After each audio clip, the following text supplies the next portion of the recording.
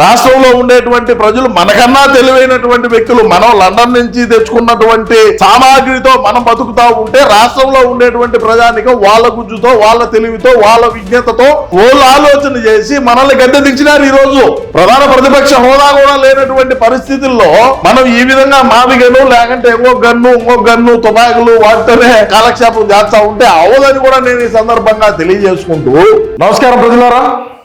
ఈ ఆదివారం ఆర్కే గారు కొత్త పలుకులో మన అన్న గురించి రాశారు. సరే ఏమి రాసినారు ఏంది కథ అనేది మనం చూడాల్సినటువంటి బాధ్యత, దాన్ని విశ్లేషణ చేయాల్సినటువంటి అవసరం మనకు ఉన్నది కాబట్టి మనం కూడా విశ్లేషణ చేద్దాం. ఏమి రాసినారు అసలు ఏంది కథ అంటే రోజు మనం చెప్పుకునేదే, మరేం కొత్తగా ఏమి లేదు, కానీ కొన్ని పాయింట్లు కొత్తగా ఉన్నాయి కాబట్టి మనం కూడా ఒకసారి విశ్లేషణ చేద్దాం. ఏంది కథ ఏందనేది ఒకసారి చూస్తే, సాంప్రదాయ రాజకీయాలు చేసేవారు ఎన్నికల్లో ఓడిపోయినప్పుడు గతంలో చేసిన తప్పులను సమీక్షించుకుంటారు అని చెప్తాడు. అంటే మేము ఎక్కడ సమీక్షిస్తాం? గతంలో 3 రాజధానులు అన్నాం, ఖచ్చితంగా 3 రాజధానులు అంటే ఇప్పుడు 3 రాజధానులు వద్దు, మావిగానే మనకు ముద్దు అని చెప్పి అంటాడు. 3 రాజధానులు వద్దురాగా 3 రాజధానులు అయిపోయింది. రాష్ట్ర ప్రజలు ఎవరు కానీ నమ్మలా. ఈరోజు మావిగన్ అనే దాన్ని తీసుకొని వచ్చాం, కానీ మీరు ఏమంటారు? దాన్ని సమీక్షించుకోవాలి. ఆ సమీక్షించేదంతా జాంతానాయి. మేము ఏమి చేయాలంటే అదే చేస్తాం. అదేవిధంగా అటువంటి తప్పులు పునరావృతం కానివ్వబోమని భరోసా కల్పిస్తూ ప్రజల విశ్వాసాన్ని తిరిగి చొరగొనడానికి ప్రయత్నిస్తారు. జగన్ రెడ్డి మాత్రం ఇందుకు భిన్నంగా వ్యవహరిస్తున్నాడు అని చెప్పి ఒక హెడ్లైన్ పెట్టాడు. నేనేమంటానంటే మేము ఏది చేసినా కూడా చారిత్రాత్మకమైనటువంటి ఆలోచనలే ఉంటాయి. రాష్ట్రంలో కాదు, దేశంలో కాదు, ప్రపంచంలో ఎవడికి రాని ఆలోచనలు మా ఓడికి వచ్చాయి. దాన్ని భిన్నంగా వ్యవహరిస్తారంటే మేము అట్లే వ్యవహరిస్తామని కూడా నేను ఈ సందర్భంగా తెలియజేసుకుంటా ఉన్నా. జగన్ రెడ్డి రాజకీయాలు అంచనాలకు అందవు. కరెక్ట్గా చెప్పినావు, చూసావా? ఎవడికి అందుతాయి? మనోడు వేసేటువంటి ఆలోచన, మనోడు వేసే చెప్పులు ఎవడికి అందవు, ఎవడు ఊహక్కడ అందవు. మన రాష్ట్రంలో ఉండేటువంటి ఏ ఒక్క పౌరుడైనా సరే మావిగన్ని రాజధాని చేద్దామని ఎవడైనా ఆలోచన చేస్తుంటాడా? ఒకసారి మీరు ఆలోచన చేయండి. భారతదేశంలో ఇన్ని రాష్ట్రాలు ఉంటే ఏ రాష్ట్ర ముఖ్యమంత్రి తీసుకున్నటువంటి నిర్ణయాన్ని, 3 రాజధానుల నిర్ణయాన్ని మనోడు తీసుకున్నాడంటే ఒకసారి ఆలోచన చేయండి. తండ్రి పదవిని అడ్డం పెట్టుకొని లక్షల కోట్ల రూపాయలు లూటీ చేసి 16 నెలలు జైల్లో చెప్పుకోడు తిన్నావాడు ఎవడైనా సరే ముఖ్యమంత్రి అయినాడా? ఆలోచన చేయండి. బాబాయిని మరి బాత్రూమ్కి పంపించినోడు అంటే మరి అధికారులు చెప్పలేదంటారు, కానీ ప్రతి ఒక్కరూ కూడా రాష్ట్రంలో ఉండేటువంటి ప్రజానికం అనుకునేదే, వాళ్ళ ఆలోచనే నేను చెప్తా ఉండేది, నాది కాదు. అంటే మనం ఎట తిరిగి అన్నను ప్రధానం చేయాలి, అది వేరే విషయం. అవుతాడు, మనం పోరాడదాం. మరి ఆలోచన చేయండి. ఏది కూడా మనోడికి జగన్ రెడ్డి రాజకీయాల అంచనాలకు అందమంట. కరెక్ట్గా గుర్తుపట్టారయ్యా. అడుగడుగునా వంచన ఉంటుంది. ప్రజలు ఆ విషయం తెలుసుకునే లోపే ఆయన మరో అస్త్రాన్ని జనం మీద వదులుతాడు. ఇప్పుడు వదిలినాం కదా, మావిగన్ అనే అస్త్రాన్ని వదిలినాం. ఖాళీగా ఉండవు, ఏదో ఒకటి నానుడి ఉండాలా ప్రజల్లో. మరి అందుకని చెప్పి మావిగన్ అనే దాన్ని కూడా ఆ అస్త్రాన్ని ప్రయోగించినాం.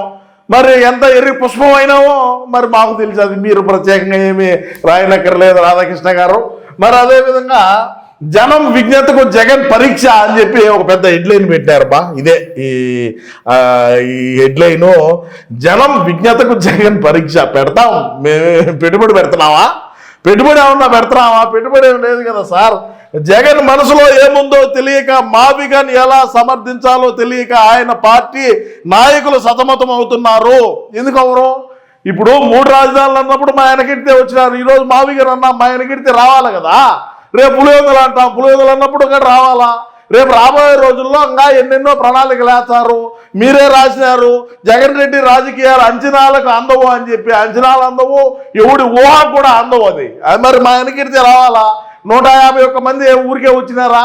గతంలో రాష్ట్రంలో ఉండేటువంటి ప్రజానికాన్ని అందరినీ కూడా మన జగనన్న ఒక కరుణామయుడు లెవెల్లో యాక్టింగ్ చేసి రాష్ట్ర ప్రజానికాన్ని నమ్మించి చల్లొక దిక్కు చెల్లొక దిక్కు ఒక అవకాశం అని చెప్పి రాష్ట్ర ప్రజల్ని నమ్మించగలిగినాం. నమ్మించిన తర్వాత మాకు 151 వచ్చినాయి. మరి ఈ రోజున మావిగన్ అంటాము, లేకంటే పులివెందులు అంటాం, లేకంటే ఇంకొకటి అంటాం, లేకంటే ఏదో ఒక ప్రణాళికను, ఏదో ఒక నానుడిని, ఏదో ఒక అస్త్రాన్ని ప్రయోగించి రాష్ట్ర ప్రజానికాన్ని మళ్ళీ మా వైపు తిప్పుకునేదానికి ఎన్నెన్నో ప్రయత్నాలు చేస్తాము. మరి ఆ ప్రయత్నాల్లో రాజకీయ నాయకులు కూడా మా పార్టీకి సంబంధించిన తెలిసినటువంటి రాజకీయ నాయకులు కొంతమందికి అవి నచ్చకపోవచ్చు. నచ్చనప్పుడు దొబ్బేయండి, ఆ నియోజకవర్గాల్లో కుక్కను పెట్టైనా గెలిపిస్తాం, ఇబ్బంది ఏం లేదు, మీరేం సతమతం అవ్వాల్సిన అవసరం లేదని నేను ఈ సందర్భంగా తెలియజేస్తా ఉన్నా. మూర్ఖంగా మాత్రమే మావి గారికి ఎన్నికల అజెండా ప్రకటించారని భావించలేమంట. దీని వెనుక ఖచ్చితంగా కుట్ర దాగి ఉంది. మేము చేసేటి కుట్రలే. ఇప్పుడు మావిగన్ అనేది అంటే మావిగన్ మనం ఏదో ఈరోజు చెప్పినాము అనేదే కాకుండా రేపు మా ఎన్నికల ఎజెండా కూడా మావిగనేనని చెప్పి మనోడే చెప్పినాడు కదా, నేను చెప్పేది కాదు, లేకంటే ఆంధ్రజ్యోతి ఆయన రాధాకృష్ణ గారు చెప్పేది కాదు, మనోడే చెప్పినాడు. ఏమైతుంది, అమరావతి కావాలన్న వాళ్ళు చంద్రబాబు నాయుడు, మావిగన్ కావాలన్నవాడు మా వైఎస్ఆర్సీపీ, ఇదే మా మేనిఫెస్టో, దీన్ని పెట్టుకొని ముందుకు పోతా ఉంటాడు. ఏమైతుంది పక్క, ఏమీ కాదు. అదేవిధంగా కూటమి ప్రభుత్వం అధికారంలోకి వచ్చిన తరువాత 50 నుంచి 60 వేల కోట్ల రూపాయలతో రాజధానిలో నిర్మాణాలు జరుగుతున్నాయి. మరో ఏడాదిలో నిర్మాణాలు పూర్తి అవుతాయి. ఈ దశలో మావిగన్ అని ప్రకటించడమే వింత అని అనుకుంటే ఇప్పుడు మళ్ళీ విజయవాడ చాలదా అంటూ ఉన్నారు. రాజధానిలో ఒక మాజీ ముఖ్యమంత్రి ఇంతలా పరాచికాలు ఆడడం ఏంది అని చెప్పి అంటాడు. మొన్న దేవినేని అవినాష్ మీరు అందరూ కూడా గమనించుంటే ఆ వీడియోలో విజయవాడ ఇదే రాజధాని అంటాడు. విజయవాడే రాజధాని, ఇదే రాజధాని అంట, ముందు విజయవాడే రాజధాని. మరి ఏమన్నా రాజారెడ్డి తాత చెప్పినాడో, లేకంటే వెంకటరెడ్డి గారు ఏమన్నా చెప్పినారో, లేకంటే 3 గంటలకు 3:45 నిమిషాలకి ఏమన్నా ఈయన వివేకం సార్ వచ్చి ఏమన్నా చెప్పినారో ఏమో, ఆ కథ ఏదో వ్యవహారాలు ఏందో. మరి పూటకొక మాట అంటే గతంలో మీరు ఒకసారి బాగా ఆలోచన చేయండి. మేము అధికారంలో ఉన్నప్పుడు ఒక మాట, అధికారం కోల్పోయినాక ఒక మాట, గతంలో అధికారంలోకి వచ్చేదానికి ఒక మాట. రేపు మేము ఖచ్చితంగా ప్రధాని కావాలని చెప్పి ఈ మాటలన్నీ మాట్లాడుతుంది. ముఖ్యమంత్రి ఒకసారి అయినాడు, ఒక్క అవకాశం అన్నారు, ఇచ్చినారు. రాష్ట్రంలో ఉండేటువంటి ప్రజానికం మా పాలన చూసినారు, అన్న చేసినటువంటి అభివృద్ధి చూసినారు, అన్న సంపాదన చూసినారు, అన్న ఏ విధంగా ఆర్థికంగా బలపడ్డాడు చూసినారు, అన్న వెనకాల ఉండేటువంటి పాలేరులు తపేలం బ్యాచ్ ఏ విధంగా ఆర్థికంగా నిలబడినారో చూసినారు, ఏ విధంగా ఆస్తులు కూడా పెట్టినారో చూసినారు. ఇక దేశంలో ఉండేటువంటి వాటి మీద కూడా మనం కన్ను పడాలంటే అన్న ఖచ్చితంగా ప్రధాని కావాలా, అవుతాడు, చేద్దాం. దేశంలో ఉండే సంపదం తిందాం ఈసారి. ఇంకా రాష్ట్రంలో ఉండేది అయిపోయింది, నాకేసాం కదా. అదేవిధంగా కూటమి స్పష్టంగా ఉన్నంత వరకు తన పప్పులు ఉడకవని గ్రహించిన జగన్ రెడ్డి ఇప్పుడు కూటమికి అండగా ఉంటున్న వర్గాలను దూరం చేసే పనిలో బిజీగా ఉన్నారు. ముఖ్యమంత్రి చంద్రబాబుకు ఉప ముఖ్యమంత్రి పవన్ కళ్యాణ్కు మధ్య విభేదాలు సృష్టించడానికి చేసిన ప్రయత్నాలు ఫలించకపోవడంతో ఇప్పుడు ఓటర్లలో చీలిక తెచ్చే ప్రయత్నాలకు శ్రీకారం చుట్టారు. కులాల మధ్య, మతాల మధ్య, ప్రాంతాల మధ్య చిచ్చు పెట్టే దాంట్లో మా జగనన్నకు మించినటువంటి గనుడు ఇంకొకడు రాడు, కుదరదు, ఎవడు చేయలేడు. పవన్ కళ్యాణ్ గారికి ఇటు చంద్రబాబు నాయుడు గారికి వీళ్ళిద్దరి మధ్య ఏదో ఒక రకంగా పొగబెట్టాలా అని చెప్పి చేయని ప్రయత్నాలు లేవు. గతంలో బ్రహ్మాండంగా జరిగినాయి, ప్రస్తుతానికి కూడా జరుగుతూ ఉన్నాయి. కానీ పవన్ కళ్యాణ్ గారు ఆయన ఒక సభలో మరి ఆయనే చెప్పినాడు, మనం కలిసి ఉండాల్సినటువంటి బాధ్యత, మనం కలిసి ఉండాలా, మనం రాష్ట్ర ప్రయోజనాల కోసం, రాష్ట్ర అభివృద్ధి కోసం, రాష్ట్రంలో ఉండేటువంటి యువత భవిష్యత్తు కోసం మేము కలిసే ఉంటాం. మా మధ్య మీరు ఎన్ని చిచ్చులు పెట్టినా, ఎన్ని పొగలు పెట్టినా మేము ఇవన్నీ కూడా లెక్క చేసే వాళ్ళం కాదు, మేము కలిసి ఉంటామని చెప్పడంతో మనోడు నిరాశ నిస్పృహలేకపోయినాడు. ఎందుకంటే ఎన్ని పొగ పెట్టినా, ఎన్ని రాళ్ళు వేసినా ఒక రాయి కూడా తగలకపోయినే అని మనోడు ఆలోచన చేసిన మాట వాస్తవం. కులాల మధ్య, మతాల మధ్య చిచ్చు పెట్టాలంటే మనోడికి మించినోడు లేడు. మరి అదేవిధంగా ఇప్పుడు మావిగన్ను తీసుకువచ్చినాడు. అంటే గతంలో మరి 3 రాజధానులు ఏమైనాయి అని రాష్ట్రంలో ఉండే ప్రజలు అనుకోరా అనే సోయ కూడా లేకుండా 3 రాజధానుల్లో మనం ఎక్కడైనా సరే ఒక ఇటుకన్నా పెట్టామా అనే ఆలోచన కూడా చేయకుండా మనం ముఖ్యమంత్రిగా ఉన్న రోజుల్లో ఏనాడు కూడా ప్రజల్లోకి పోయి ప్రజాభిప్రాయాన్ని మనం ఏనాడు కూడా తెలుసుకోకపోగా, ఒకవేళ మనం ఇంట్లో నుంచి బయట అడుగు పెడితే 100లాది మంది పోలీసులు పరదాపట్లు బారికేళ్లు పెట్టుకొని తిరిగినటువంటి మనం ఈరోజు మావిగన్ అంటే ఎవడు నమ్ముతాడనే సోయ కూడా లేకుండా, మరి పక్కన ఉండేటువంటి తపేలం, పక్కన ఉండేటువంటి పాల్తూగాళ్ళు ఇచ్చినటువంటి ఆలోచన, పాల్తూగాళ్ళు చెప్పినటువంటి మాటలు ప్రెస్ మీట్ ముందుకు వచ్చి మావిగన్ అనే మాట చెప్పినాడు అని నేను అంటా ఉన్నా. ఖచ్చితంగా అదే కదా వాస్తవం కదా. ఇప్పుడు అధికారంలో ఉన్న రోజుల్లో మనం ఏనాడు కూడా ప్రజల్ని పట్టించుకోవాలా, సొంత నియోజకవర్గం మనం పులివెందులకు పోవాలన్నా కూడా పోలీసు వాళ్ళు అడ్డం పెట్టుకొని ఆ షటర్లు, ఆ చిరు వ్యాపారస్తులు ఉంటారు, వాళ్ళ షటర్లు మూయించి ఆఖరికి అరటిపళ్ళు, తోపుడు బండి వాళ్ళు అరటిపళ్ళు పెట్టుకొని అమ్ముకునే వాళ్ళని కూడా పక్క రోడ్లోకి పంపించి మనం తిరిగినటువంటి చరిత్ర బతుకు మంది. మనం ఈరోజు ప్రజల గురించి, మరి అదే విధంగా రాష్ట్ర అభివృద్ధి గురించి, రాజధాని గురించి, పరిశ్రమల గురించి, యువత భవిష్యత్తు గురించి, మహిళల భద్రత గురించి, రైతన్నల గురించి, కంపెనీలు తేవడం గురించి మనం మాట్లాడితే దేంతో నవ్వుతారనేది ఒకసారి మా వాడు ఆలోచన చేసుకోంటే బాగానే ఉండు. ఇది ఒక పూటకు 70,000 రూపాయల భోజనం తెచ్చి తినే పని కాదు ఇది. అందరూ తినలేరట.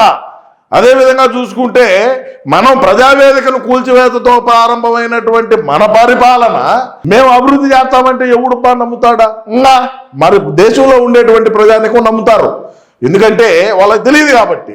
అదేవిధంగా జగన్ రెడ్డి భావిస్తున్నట్టుగా ఆంధ్రప్రదేశ్ ప్రజలు కేవలం కులం, మతం కోసమే బతుకుతారని భావించలేం. అలా అయితే 2024 ఎన్నికల్లో కుల మతాలకు అతీతంగా కూటమికి మద్దతు ప్రకటించి ఉండేవారు కారు. రాజకీయ పార్టీల కంటే ఓటర్లు ఎక్కువ విజ్ఞతతో వ్యవహరిస్తారని అనేక ఎన్నికల్లో రుజువు చేశారు. మరి అదే కదా ఇప్పుడు కులాలకు, మతాలకు, ప్రాంతాలకు అతీతంగా, మరి ముఖ్యంగా చూసుకుంటే కులాలు, మరి అదే విధంగా ఇది మనం మన కులపోడికే ఓటేయాలా, మన కులపోడిని ఇది చేసుకోవాలన్నట్టుగా ఉంటే కూటమి అధికారంలోకి ఇన్ని సీట్లతో వచ్చేది కాదు కదా.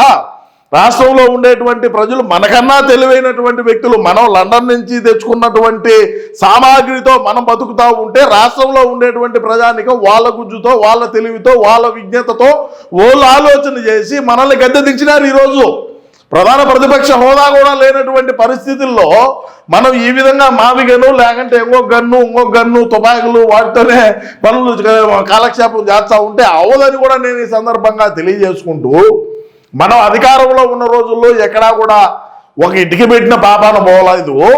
మరి ఈరోజు మేము వచ్చితే దాన్ని చేస్తాం, దీన్ని చేస్తాం అనేది ఎవడు కూడా నమ్మరాన్ని కూడా నేను ఈ సందర్భంగా మన జగనన్నకు గారికి విన్నవించుకుంటూ, మరి అదే విధంగా చూసుకుంటే మనం రాబోయే రోజుల్లో ఖచ్చితంగా కులాల మధ్య, మాంతాల మధ్య, ప్రాంతాల మధ్య చిచ్చులు బ్రహ్మాండంగా జరుగుతాయి. కొత్త రోజువారీ కూలీలను తీసుకొని వచ్చి కూడా మాట్లాడిస్తాడు. మనకు ఎటు నెలవారీ జీతగాళ్ళు పనిచేస్తున్నారు, మరి అదేవిధంగా గంటల వ్యవధికి జీతాల మధ్యాలు తీసుకొని పనిచేసే వాళ్ళు ఉన్నారు. కొత్త ఆర్టిస్టులు దించుతాడు, కులాల మధ్య ఖచ్చితంగా చిచ్చు పెడతాడు. ఏదో ఒక రకంగా ఈ కూటమిని చీలికే మనోడికి ఎప్పుడెప్పుడు చేర్చాలా అనేది ఒక లక్ష్యంగా పెట్టుకోగా ముందుకు పోతాడు. కానీ పవన్ కళ్యాణ్ గారు వాటన్నిటినీ తిప్పికొడతా వాళ్ళు మేము ఖచ్చితంగా కూటమి కొనసాగుతుంది రాష్ట్ర ప్రయోజనాల కోసం, రాష్ట్ర భవిష్యత్తు కోసం, రాష్ట్ర అభివృద్ధి కోసం అని కూడా వాళ్ళు గట్టిగా చెప్తా ఉన్నారు. ఏది ఏమైనప్పటికీ మనోడు మాట్లాడేటువంటి మాటలు కావచ్చు, మనోడు చూసేటువంటి చూపు కావచ్చు, మనోడు చెప్పేటువంటి కథలు కావచ్చు, రాష్ట్రంలో ఉండేటువంటి ప్రజానికం ఎవరు కూడా నమ్మే పరిస్థితుల్లో లేరు. కాబట్టి మనం ప్రధానికి పోటీ చేసుకుందాం, ప్రధానమంత్రి అయిదాం. మన దగ్గర లేని లెక్క కాదు, మనం చూడని డబ్బు కాదు, మనం చూడని జైళ్ళు కాదు, మనం చూడని సెక్షన్లు కాదు, మరి అన్నీ కూడా చూసాం. కాబట్టి ఖచ్చితంగా మనం ప్రధానిగా పోటీ చేద్దాం, మనం ప్రధాని చేసుకుందాం, రాష్ట్రాన్ని వదిలేద్దాం. రాష్ట్రం మనకు అవసరం లేదు, ఎందుకు ఇట్లాంటి లఫోడియా మాట్లాడటం అని కూడా నేను ఈ సందర్భంగా మన జగనన్న గారికి తెలియజేసుకుంటూ, ప్రజలారా ఏది ఏమైనప్పటికీ ఖచ్చితంగా రాబోయే రోజుల్లో కులాల మధ్య చిచ్చులు పెడతారు.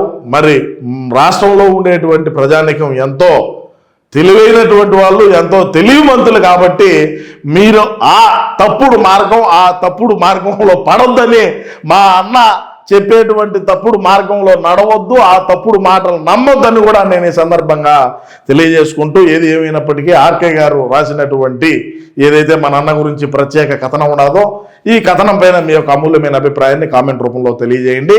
నమస్కారం.